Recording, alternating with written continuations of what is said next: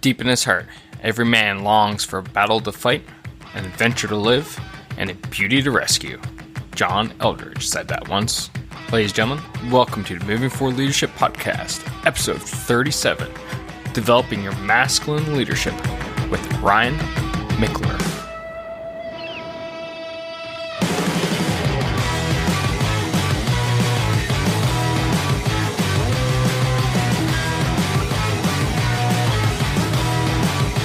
Hey everybody, welcome to the Moving Forward Leadership Podcast. It's your host and founder, Scott McCarthy, here with another awesome episode. This is awesome. Absolutely was looking forward to this episode for quite some time. And if you're following the show, which you should be, you should realize that today is episode 2 of my March Military Veteran Entrepreneur Month. All right. And today's guest definitely falls into that path. But I won't dive too much into Ryan's background and information about him just yet. Okay.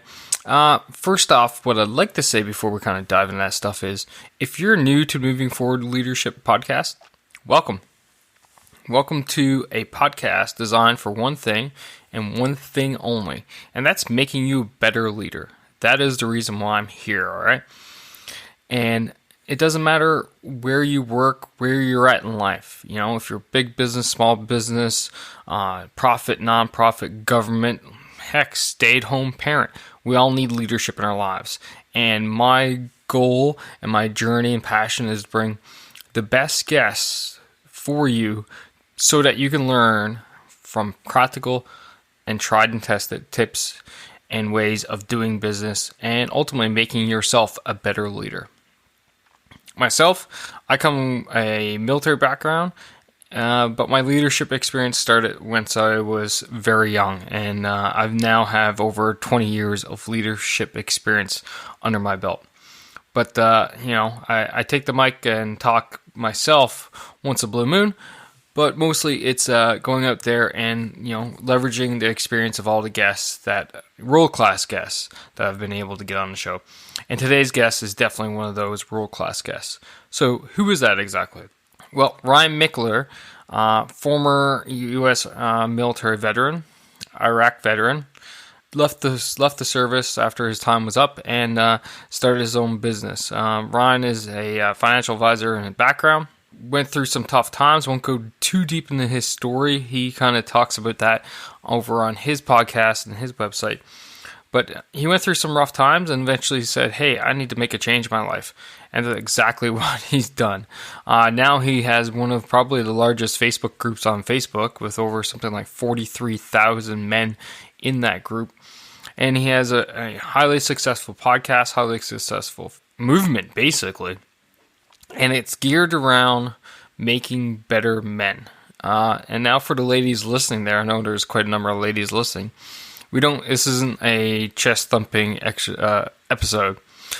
All right. So don't, hit pause and say delete, not listen, because there are definitely leadership lessons for everybody in my interview with Ryan today. So don't seem like you need to, leave because his whole mantra is geared towards men. It's not the case whatsoever. Another note that I'd like to throw out there, my apologies, but both Ryan and I were dying with colds when we recorded this episode. Absolutely dying. It was pretty funny. For a split second we thought about canceling / trying to reschedule, but you know what? The show must go on, and we both had, a slim chance of lining up for this show, so we said shag it, and we recorded. I hope you don't mind, but yeah, you'll hear some hacking and coughing and stuffy noses and the like throughout the episode. It's pretty funny, actually. Anyway, that's all I got for you today. All right. Hope you enjoy my interview with Ryan Michler talking about developing your masculine leadership.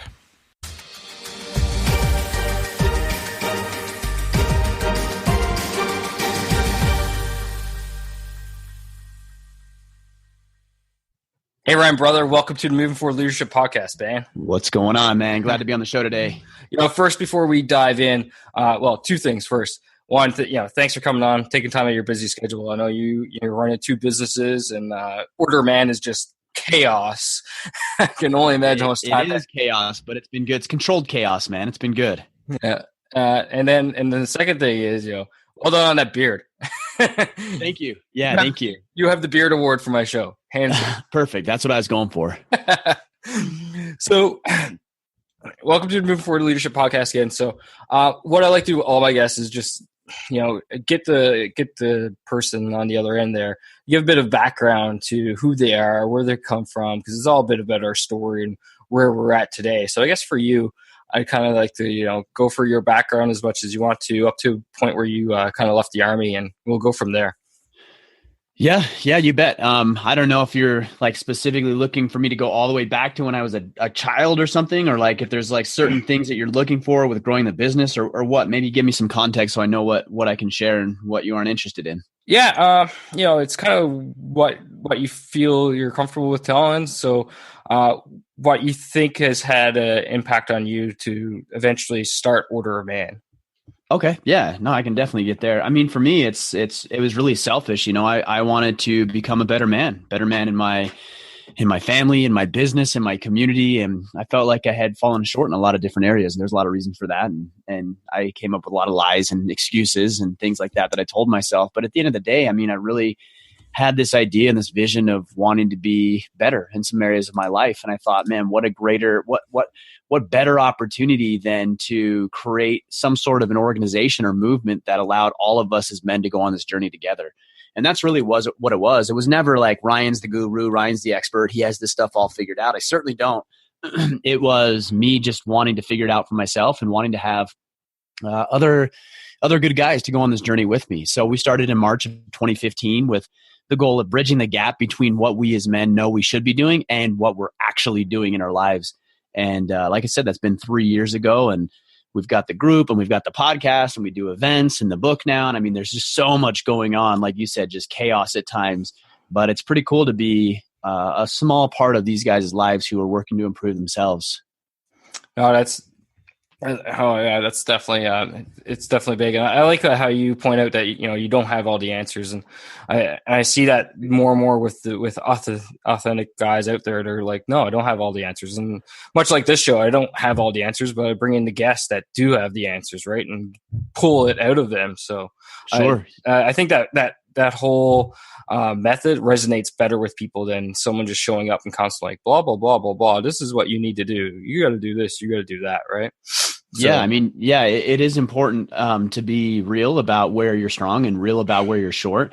And I found that the more you do that, the more men resonate because they're dealing with their own stuff too. So if you're putting on this persona that you're perfect somehow, guys are going to see that. They're not going to resonate with that because they know deep down in their hearts they aren't perfect and they've got their own baggage and things. But if you share where you're falling short and you allow other people to see that, they're like, oh yeah, this is a guy I can really resonate with because he's struggled with the same things I've struggled with, or he's going through the same thing I'm going through. And I can see that there's power in working together and banding together. And that's why I think we've had a lot of success, is because it is genuine. It is real, and not some show that I'm trying to put on for other people. That's 100%. So you have your model for Order of Man there: protect, provide, and preside. And really that's boiling down to a man of being a leader within the home and himself. Can you just dive into those a little bit for the audience out there who may not be that familiar with Order of Man, which I don't think is a whole lot of people, but you never know. Well, there's definitely a lot more who haven't heard of us than that have. It's always good. Protect, provide, preside. Yeah, I mean, those are the core tenets of what it means to be a man. Your job as a man is to protect yourself, those that you have an obligation and responsibility for, and those who cannot protect themselves. So that's what it means to be a protector. And there's a lot of different elements and a lot of different ways we go about doing this, from your physical fitness to understanding firearms to understanding basic self-defense and situational awareness. There's a lot that goes into this, but at the end of the day, it's being capable to handle yourself and handle others and be able to lead in times of difficulty and challenge, whether it's an active shooter or a natural disaster or whatever that might look like. Part of our responsibility is to step up as the protectors. And next is provision and provide. Now, when I talk about that, a lot of people think about financial provision, and that's true. And the overwhelming majority of family relationships, the man still goes out into the workforce and earns the sole or the primary breadwinning component of the family income. So that's a huge part of it. How do you provide more adequately financially? How do you add value to the marketplace? How do you start a business? How do you create multiple income streams? All of that stuff is important. But it also goes well beyond that. It goes into spiritual, mental, emotional provision. And can your kids and your wife and your neighbors and the people in your community, can they rely upon you to be a man of value? Are you providing? Are you bringing something to your interactions and engagements with people, or are you detracting and taking away from that? Providing is about adding value, not taking away from it. I talk about makers and takers. Providers they're makers, right? They make things. They make things happen, and they bring provision to the table. Takers detract from it. And if you look at, for example, I'll use kids as an example. Now, sure, kids have the ability to make as well, and there's a lot of love and joy that comes from raising kids. I've got 4 of my own, but they're also takers in a lot of ways, in that they require a lot of attention, financial attention, emotional, mental attention, and that's great and wonderful. But there comes a point in time where a boy, I've got 3 boys and 1 girl. There comes a time when a boy is going to be required to provide, and that's where he becomes someone who can be relied upon financially, emotionally, spiritually, mentally, all that stuff. And then the third component of this is preside. And this is where a lot of people have some confusion about what that means. But at the end of the day, it's about leading. It's about leadership. It's about vision. It's being able to articulate and cast a vision, and then get the people that are on your team, whether that's your family or your business, rallied behind that vision, and then correcting or articulating a clear path moving forward. So that's what I think it means to be a man. And again, it's protect, provide, preside. No, and you could truly turn those into leadership tenets as well, and I'll hit on that at the end of the show. Protect and provide and preside. It's funny, we're both dying with colds here, but yeah. Man, I'm sorry, I apologize. It's all good. I just find it funny. We're like, God knows how many hours apart, but yeah, the cold season hits everybody at the same time. Yep, it does. It's spreading across the nation. So, but anyway, and I'll talk about these as leadership tenets, because they truly are. Protecting, providing, presiding is fundamental in leadership. You just got to look at it in that way, and it's not about whether or not you're a man or a woman or whatever. What I'd like to move on to is what are some of the challenges that you've come across in launching Order a Man, and what were some of the tactics you used to overcome them? Yeah, I mean, the biggest challenge that we constantly face is the process and systems to put in place. I'm really good at the vision and understanding what I want to create and having ideas, but not as strong with the processes and systems. So for me, that's been one of the challenges. And so I've had outside help come in and help me with some of these areas where I'm weak, and that's certainly been valuable. Outside of that, how do you leverage and how do you scale, right? When I started Order Man in March of 2015, it was just me, and that's wonderful and that's great, but there's only so much that I can do on my own, and I need to create a powerful and a strong team behind me and a support unit behind me that excel in other areas that I may not. And the more that I do that, the more growth and leverage that we see in the business. So it's actually been really cool to see, and we have growing pains with trying to manage all that we have going on, but I've been fairly good at bringing on the right people into the right places in order to help me leverage my own efforts, and then of course get the message spread even further.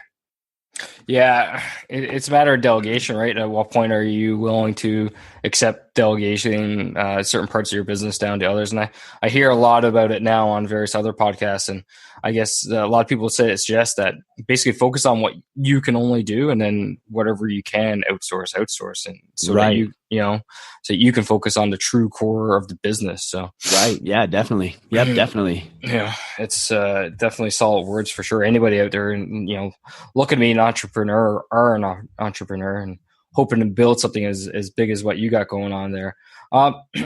What are some of the some of the future things you got coming up for Order Man, and some of the things you're pretty proud of? Man, we've got so much going on. One of the things that we've done more of lately is our meetups, and we're starting to do more of those. So those are actually regional meetups, and I think there's power in that. Technology is wonderful in that it's able to connect people. I mean, we're having a conversation without having to be in the same proximity. This technology is wonderful, and it connects people unlike we've ever been able to connect in the past. But that being said, I think there's a real lack of physical and human one-on-one interaction and connection, especially among men. I think women, for the most part, are really good at this. My wife plays cards, bunco, every couple of weeks with her girlfriends, and there's like 20 of them or whatever there is, and they get together and they bounce from house to house and play their game. But like, when's the last time you went and hung out with buddies, like went shooting or even went and grabbed a drink or went bowling or a game or something? I mean, we just don't do it. Yeah. And so the meetups, it has. And you're not alone in that. I mean, for me as well and other guys, and the meetups are really, really powerful because they give an opportunity for men specifically and exclusively to get together and talk about the things that men need to talk about in the way they need to be talked about. And a lot of the times the engagements and the encounters and things that we have and we participate in are co-ed, right? And there's nothing wrong with that. Don't get me wrong. There's nothing wrong with that. But there also needs to be a time for men to get together with only other men. And so I'm really excited about what we're providing there as far as the meetups go. Of course, the book just came out. I mean, we've always got something going on. And I'm one of these guys who's like, yeah, that sounds like a good idea. Let's try it. And whether it sticks or works or not is a different story, but I'm always willing to try something new. Oh, I say that at work all the time, man. I'm just like, guys, I don't care. I don't care. We will try it. If it fails, we'll learn from the failure and we'll move on. Right. Exactly. You got to try something. And there's so much truth in what you're saying about like the meetups and how this day and age we're losing that connection, that physical connection with people, and people just aren't talking to each other as much. We're not hanging out as much. And technology is great, and you can say that it's common across all forums. Like you did mention women are a bit better, and I tend to agree with that because whenever my wife says, "Hey, girls want to do something," I'm like, "Go!" It's not even a conversation. It's just like, "Go, get out. I got the boy tonight.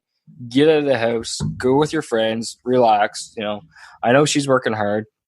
She's currently in school and stuff like that and busting her rump. So it's like, you got the opportunity to get out and blow some steam off with some ladies, grab it and run. Take advantage of it. Yeah, absolutely. And I think, that could be common across any type. It's not just men, women, or whatever. It could be, business partners, workers, leaderships, all these various masterminds out there. There'd be something for getting together physically and talking about your problems and trying to find solutions. Definitely.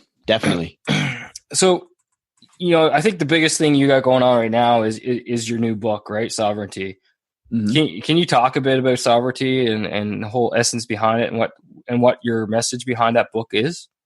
Well, yeah, definitely. If you look at what the word sovereignty means, and even more specifically, look at the root word of sovereignty, it's to reign, right? And that's what the book is about. It's about reigning. It's about ruling. It's about being the king of your own life. Yeah, we talk exclusively to men because that's what the organization is, but there's a lot of principles that apply to women as well. But at the end of the day, we spend too much time and energy giving away all of our power and all of our energy to other people. We do it when we come up with excuses and justifications and rationalizations. We do it when we blame our spouses or our boss or the economy for our shortcomings and everything that's going wrong in our life. And sovereignty is about adhering to a set of principles, the code of conduct, and creating really a code of conduct for yourself in a way that will allow you to live with the most power possible and get you to stop making excuses, get ownership of your life, and do the best things moving forward and reclaim some of the power that you've potentially spent decades giving away. That's what the book is really about from a 30,000 foot view anyways. Yeah, no, for sure. And that's great. And that's pretty much all I was looking for.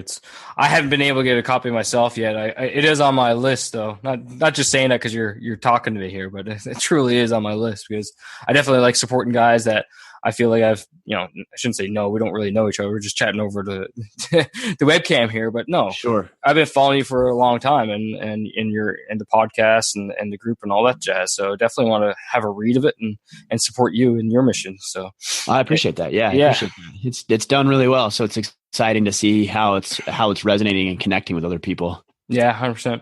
So you've been at this for going on 3 years now. At what point did you realize you basically become a leader of men across the planet? And what was the impact did you have on yourself? I mean, I don't know if there was like one point where I'm like, now I'm a leader, right? Yeah, for sure.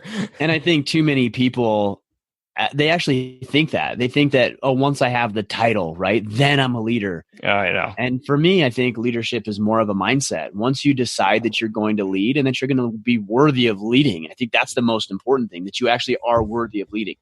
Because you're not a leader if nobody's following you. So you can say you're a leader till you're blue in the face, and you can say you have the title, but if nobody's voluntarily following you into the fire, then you're not leading. What are you leading? Nothing. So it's not the title that's so important. It's just that you are capable of leading. You are qualified to lead, and that's evidenced by the way and who is following you. So I don't know that I could answer that question and say, okay, now that we've got 10,000 men in the group, now I'm a leader of men. But when I see people buying the book and I see the Iron Council growing and I see people attend our meetups, like, I've got to say, it's pretty inspiring. It's pretty humbling. And to see that there are people that have followed me into this journey of becoming a better man. It's just exciting to be part of. But I always dance around the issue of, like, when did you become a leader? I don't know. That's something I can't answer. Only other people can answer. Yeah. No, it's fair. And humility, I've always said, is a cornerstone of leaderships. And you're definitely showing that here today and in your answers. So I could totally fully understand and respect that for sure, man. Yeah. With the large movement within Order of Man, I guess what I'd like to say, ask you is, has there been any points in time where you're like, oh God, this isn't for me, or the headaches aren't worth it, or anything along those lines? No. Like, very simply, there hasn't been a time where I'm like, this isn't worth it. There's been hard days.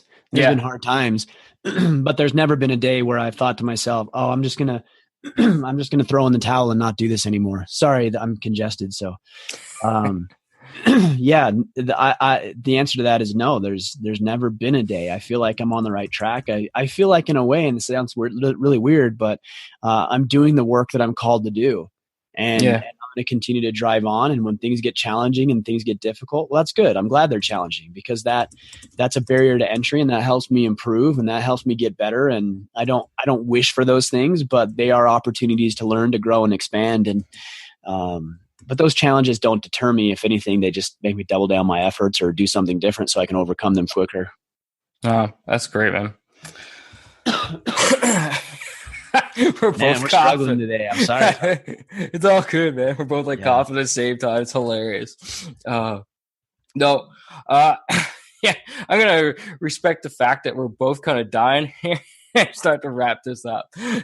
Yeah, I mean, I'm sorry. I'm capable of going further. So whatever you want to do, whatever's going to serve your audience best. No, it's all good. I like to wrap up my show with a question inspired by your show, believe it, actually. So it's not what it means to be a leader, but I always like to ask my guys of what makes a great leader. So what makes a great leader in Ryan Michler's mind? Oh yeah. Man, there's so much to this. It's hard to just distill this into one or two things. But I think you mentioned one earlier, which is humility and understanding that you don't have it all figured out. That's definitely one. But I think also a leader is a team player, and he recognizes that he doesn't have to be like the perfect example, the shining star, but that his job is to lift other people up. One of the things I talk a lot about is that leadership is not about leading other people. It's about raising people up that will carry the flag that you've decided to pick up, or go out and lead their own battles, right? So leaders don't create followers. Leaders create other leaders. Mm-hmm. And in order to do that, you have to be humble. You have to be a team player, and you have to be willing to exert a little tough love and letting people struggle through their own issues so that they can build up the mental, emotional, and physical fortitude to overcome their challenges when they go out to lead their organizations or businesses or families or whatever capacity they're leading in. I agree with all that.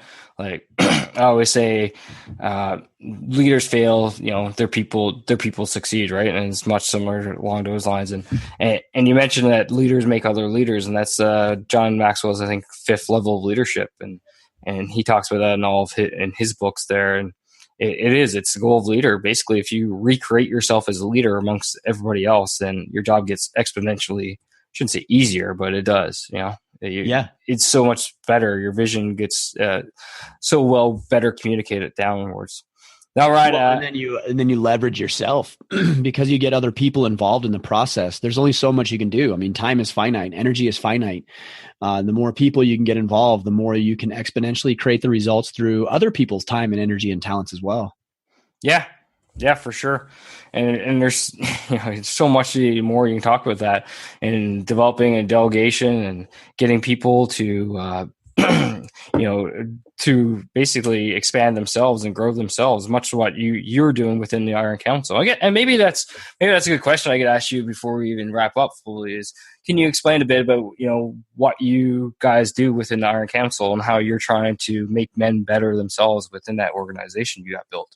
Yeah, sure. I mean, at the end of the day, the Iron Council is a track to run on. That's all it is. A lot of guys will come into the organization and think that just because they sign up and they pay a few bucks a month that somehow I'm able to solve all their problems. No, I'm not, and I never communicated that way. It's your responsibility to solve your own problems. I've got a podcast actually coming up on that soon. But that said, we do give them a track to run on. So we have monthly topics. They're pared down into 15-man battle teams. There's challenges, there's assignments. I mean, there's so much that goes into this that really, again, it's a track to run on. It's a brotherhood, it's camaraderie, and it's accountability. And sometimes that's what guys need is like, hey, I just need a kick in the pants or somebody to tell me, get tough and get it done. And whatever needs to be said, we're willing to have those conversations. But it's guided conversations, guided topics, and then trying to bridge the gap, like I said earlier, between what we know we should be doing and what we're actually doing. And the Iron Council is that bridge to application of knowledge. It's been a really powerful experience for me and hopefully for everybody else involved. Yeah, no, it definitely is. And I was part of it there for a while with you, and truly enjoyed it. Fully admit that it wasn't 100% what I was looking for at the time. So I've since moved on, but it wasn't due to the fact of the product or anything like that. It was just, Sure. it wasn't what I was particularly looking for at that point in time. Sure. So, yeah. But I definitely see what you have set up there definitely is helping men and move in the right direction and just make themselves better people. Right. And at the end of the day, that's what is all, one of the core things about leadership is just help people better themselves and become better. And that's the whole mantra behind moving forward leadership. The moving forward part of the name of the podcast is self-betterment. How do I become a better leader day in, day out? Yeah, exactly. Yeah. Very cool, man. Yeah. So, appreciate you taking time out of your busy schedule to talk to me and my audience here. Appreciate your show and everything you've been doing and the movement you're creating. Because, like I said, I've been following it well over probably about half the time you've been up and running, I would think. It's probably about a year and a half now. Awesome. Yeah. I'm glad you're with us for sure. Yeah. So, what I'd like to do is just, turn the microphone over for yourself and, how can people reach out? Where can you find you? All that jazz. Yeah. So if you're interested in learning more about what we're doing with Order of Man, just go to our headquarters, which is orderofman.com. Of course, we've got the book like we talked about. That can be found at orderofman.com/sovereignty. So you can find the book there. Let's see. Outside of that, you're listening to a podcast. So if you want a podcast, we've also got a podcast. So wherever you're listening to this one, you can also type in Order of Man and find our podcast. We've been going with that for 3 years now, and it's been an incredible ride and had some amazing conversations. So wherever you want to find us, all social media is at Order of Man. You're going to find us. Wherever you type in Order of Man, you're going to find us. So we're not hard to find. Track us down, and we'd love to have you there. Yeah, no, for sure. Yeah, it's definitely. And for all the listeners out there, all those links are going to be in the show notes as always. Or you just go to movingforwardleadership.com/podcast/Michler, Michler. And that's where you're going to find the show notes for today's show. Again, Ryan, thanks for coming out, man. Appreciate it completely. For the listeners out there, as always, I'll have my key takeaways from my interview today with Ryan Michler. Take care, brother. All right. Thanks, man.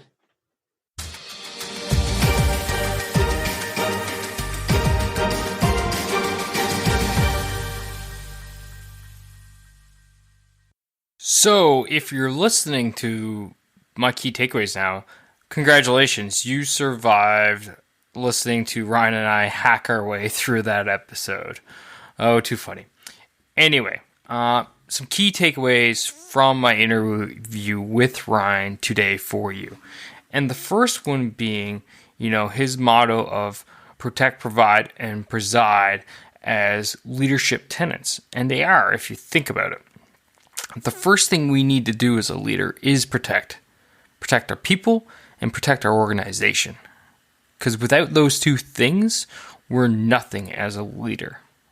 Those are basically our whole reasons that the reason why we exist as leaders, our people and organizations. So you need to protect them. Provide. The next thing. Your job as a leader is to provide the tools, resources, and everything and anything you can for your people so that they can go out and do the job which they're doing on your behalf. Right? Think about it. If you're a sales team manager and you're managing a group of sales reps, you need to provide them with all of these things so that they go out and crush sales on your behalf. The better they do as individuals, the better you look, ultimately. Think about it that way. And then the final one, preside. As a leader, you have to preside over the people that you lead. And sometimes that means having tough conversations. Sometimes that means instilling accountability into your organization and your team, right? You have to preside over them, be the leader. So just think of those that way. The next key takeaway is that there's only so much you can do on your own. And you heard us talk about it. At a certain point, you have to delegate that. Now, the question becomes, what type of delegation are you going to employ? Are you going to train someone else to take over these responsibilities and hand it off to them? Are you going to stop doing them? Probably can't, in reality, but sometimes you can. And then the final thing, outsourcing. Outsourcing is a form of delegation. Albeit instead of paying an individual to do that job, you're paying another organization or company to do it for you. But it's still a form of delegation. So, think about those things. There's only so much you can do. There's only so many hours in a day, and you have so many tasks that you can complete. Delegate, delegate, delegate. And then the final key takeaway is you're not a leader if no one's following. And leadership is not a title. And I feel like too many people definitely crutch on the latter of those 2 points, right? Just because you have a fancy title doesn't make you a leader. And the reason for that, because if no one's following you because of that title, then who are you leading? You're leading no one. You're just leading yourself. Which, while that's important, end of the day, as a leader, you have to be leading more than just yourself. You have to be leading an organization, a group of people, to a common goal. So, keep those key takeaways in mind. Hope you guys enjoyed the show. And always remember, if you did enjoy the show, remember R squared and S squared. R squared being rate and review.